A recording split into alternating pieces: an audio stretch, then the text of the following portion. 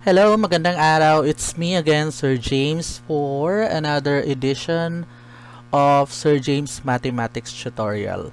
Okay, so ngayon na pag-uusapan natin ay um, isang pagpapakilala sa algebraic expression because first grading of grade 8 solely dedicated to algebra. So, hindi ninyo yun maiintindihan kung yung basic ay hindi rin natin ito matututunan. Okay? So, simulan na natin.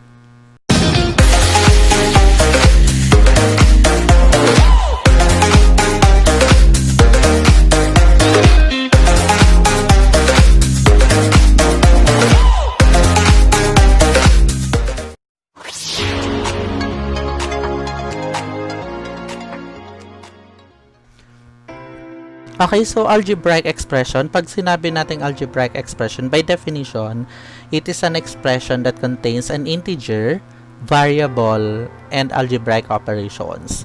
Okay, integer, alam natin ito yung mga negative and positive numbers. Variable, pag sinabi nating variable, ito yung mga letters. Okay, ito yung mga x, mga y na nakikita natin doon. And algebraic operations, these are of course the addition, subtraction, multiplication, division, and of course the exponents. Okay? So, basically, mga ka-jammers, pag sinabi kasi natin na algebraic expression, okay, ito yung mga expression na may pinaghalong number at letter. Okay, or number at unknown. Okay, pag ganon, yun ay algebraic expression. So, halimbawa, bigyan ko kayo ng example. So, we have 2x minus 4. That is an algebraic expression kasi may integer, may variable, may variable, and meron din tayong operation. Okay? Kung hinahanap nyo sa exponent, mamaya explain natin kung nasaan dyan sa exponent. Okay? So, isa pang example ni algebraic expression, meron din pwede rin yung a plus 10. Diba? Meron tayong integer, merong variable, and meron ding operation. At meron din yung exponent. Mamaya may kita natin. Halimbawa, meron ako ditong 2 plus 8. Is this an example of an algebraic expression? No. Kasi puro lang integer ang nakikita natin, tsaka operation, pero wala tayong nakikitang variable. Okay, so anong tawag dyan, class? Yan ay tinatawag natin na numerical expression. Numeric lang, ibig sabihin puro lang siya numbers. Paano naman kaya ganito? We have 2y minus 5 is equal to 2. Okay, so is this an algebraic expression? Hindi rin po. Okay? Bakit? Kasi ito na po ay tinatawag natin na algebraic equation. Kasi meron na tayong equal sign. Pag expression lang, class, dapat wala kayong nakikitang equal sign. So, gawin natin tong expression lang. Ayan.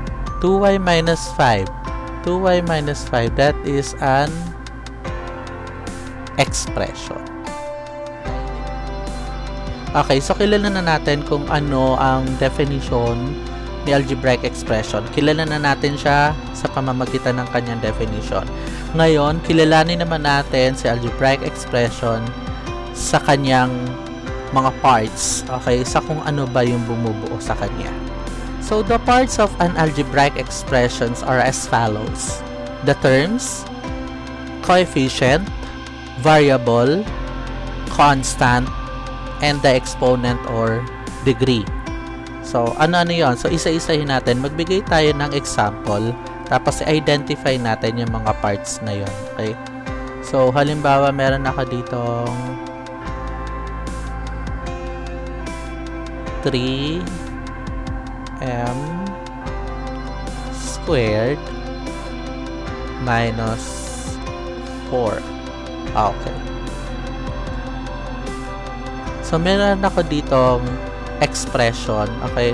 So, ang expression ko, algebraic expression ko ay 3m squared minus 4. Ngayon, ang sabi sa unang parts, terms daw. Usually po, ang terms ay pinaghihiwalay po yan ng addition and subtraction. Okay? So, we have here subtraction. So, ilang terms meron? Dalawa.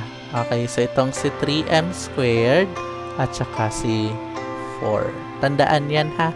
Yung pagdating sa terms. Kasi kakailanganin natin yan pagdating sa addition and subtraction of algebraic expression. Okay, so, ganun po yun. Paano natin makikita ang terms? Paano natin makikita o makilala si terms? Makikilala natin siya. I-locate nyo muna si plus or minus. Okay? Kung sino yung pinaghiwa-hiwalay niya. Okay? Or kung sino yung kung sino yung namagitan siya, yun yung terms. Halimbawa, meron pa ako ditong, di ba, 3m squared yan. Halimbawa, lagyan natin dito sa dulo ng plus y. So, ilang terms na tayo meron? Di ba? Sabi ko, i-locate muna si minus at saka plus. Di ba? Asan si minus at saka plus? Yan. Ito si minus, ito si plus. So, ilang terms tayo meron? Ito si 3m squared, si 4, at saka si y. Okay? 3m squared, si 4, at saka si y. So, meron tayong 3 terms. Paano natin yun na-identify? Hinanap muna natin yung mga operations na plus and minus. And then, ano naman po ba si coefficient? Si coefficient naman po, it is the numerical factor. Okay? Ito daw ay numerical factor ng isang term, numerical factor ng term that contains variable. Okay? So, bago mo natin tingnan si coefficient, may binanggit muna siya si variable. Di variable muna unahin natin. Okay? So, ano ba si variable? Si variable po, ito po ay symbol. Usually, letter. Okay? Hanapin ang letter. Yun po yung variable. So, dito sa example natin na 3m squared minus 4, ano ang variable? Ang variable natin dito ay m. Okay. Balik tayo. Ano ang coefficient daw? Ang coefficient is the numerical factor of a term that has contained variable. Ano yung term na may variable? Ito. Ito yung term na merong variable. Ano yung variable natin? M. Tapos, para makuha natin si coefficient, yan daw ay numerical. Ibig sabihin, yung number. Okay. Yung coefficient po, yun po yung number na katabi ni variable. So, ang ating coefficient ay 3. Okay. Ang variable m, ang coefficient natin ay 3. At meron pang isang part, si constant. Ano naman daw po si constant? Ito naman po ay term. Okay? Term na walang variable. Wala siyang kasamang letter. So, dito sa example natin, nasaan siya? Ito. Si 4 or negative 4. Pag kinuha yan, kasama na yan si minus. Okay? Negative 4. And then, of course, the exponent or degree. It says how many times to use that number in a multiplication. Makikita natin sa exponent or degree, siya yung maliit na number or expression doon sa taas na bahagi, sa superscript ng ating term. So, ano yung exponent or degree natin dito? 2. Okay, so let's have some example. Magbigay tayo ng example. So, we have here an example, 3x squared minus 5. Okay, so how many terms do we have? I'll locate natin, di ba? We need to locate our minus or plus or the addition, subtraction. And then yung pinaghihiwalay nila, Yun yung mga terms. Ano yun? Ito, 3x squared at saka 5 or negative 5. Okay, so, ilang terms meron tayo? We have 2 terms. Ano ba yun?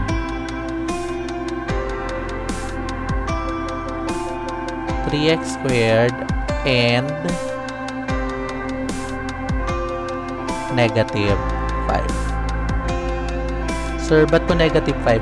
Kapag kinukuha na po yung term at ang katabi niya sa kaliwa ay minus, idadamay po natin yan. Dahil by nature, yung 5 po na yan po talaga ay negative. Kaya nga po yan ka-minus, okay? So, ano yung coefficient? Ano nga daw ba si coefficient? Nakukuha yun doon sa term na may variable. Asan dyan yung may variable? Ito. Ano ba yung variable dito? X. Tapos, ano yung coefficient? Yung number na tabi ni variable. Ano yun? 3. And then, constant. Yung constant, ito yung term na kung saan walang variable. Ano yun? Ito. So, ano yun? Negative 5. And of course, the exponent or the degree of this expression ay ito. So, squared. So, we have here 2x plus y. Example number 2. Ilang terms ang meron tayo? Ilang terms ang meron tayo? Isa, dalawa. So, we have 2 terms. Ano yun? 2x at saka y. Ano yung coefficient? Ano yung coefficient? Ito yung number sa tabi ng variable. Diba? Ito yung number sa tabi ng variable or sa tabi ng terms na may variable. Ano ba yung term na may variable? Ano yung mga... Ito yun. Diba? Si 2x. Si 2x. Ano yung coefficient niya? 2. At, syempre, meron pang isang may variable si y. Diba? Wala naman po siyang katabing number. Meron yan. Okay?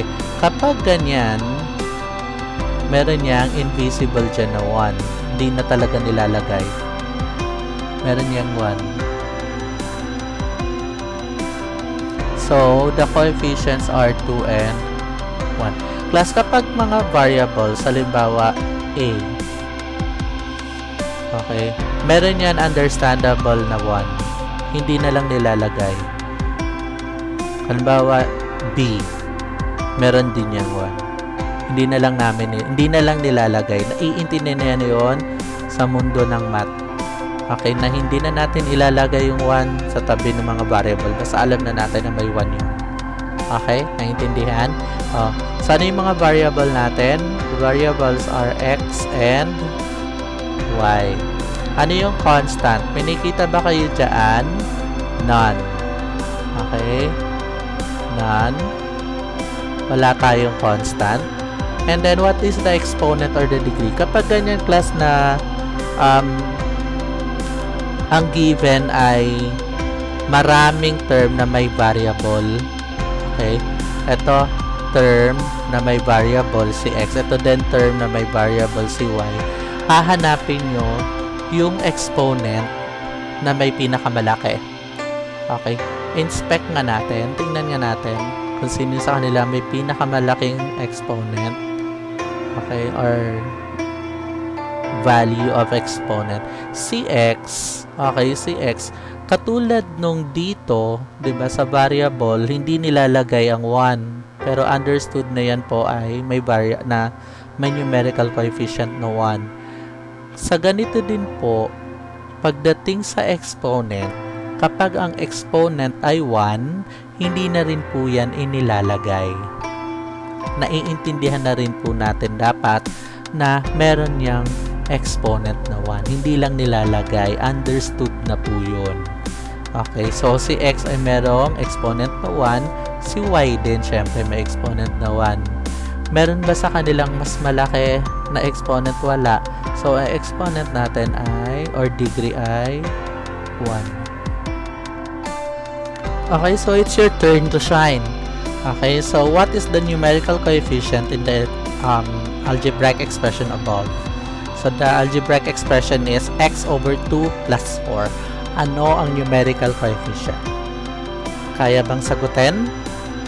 Okay, lagi nating tatandaan ha, yung numerical coefficient, ito ay kasama doon sa term na may variable. Okay, so dun nyo yun hahanapin. Okay, maraming salamat at natapos na naman tayo sa isang video tutorial. Sana meron akong naiwang kakintalan sa inyong mga isipan na mababaon natin sa ating mga lessons this school year. So thank you so much again. This is Sir James telling you that I am very thankful that you are trusting my video tutorial for your learnings. Okay, hindi pa ako magsasawa na gumawa ng mga video tutorials para sa inyo. Okay, this is again Sir James Mathematics Tutorial na lagi nagsasabi na wag niyong katatakutan ng math. Okay, so enjoy lamang natin to. Maki-gem lamang sa akin sa mga tutorials to. Okay, bye-bye. Thank you.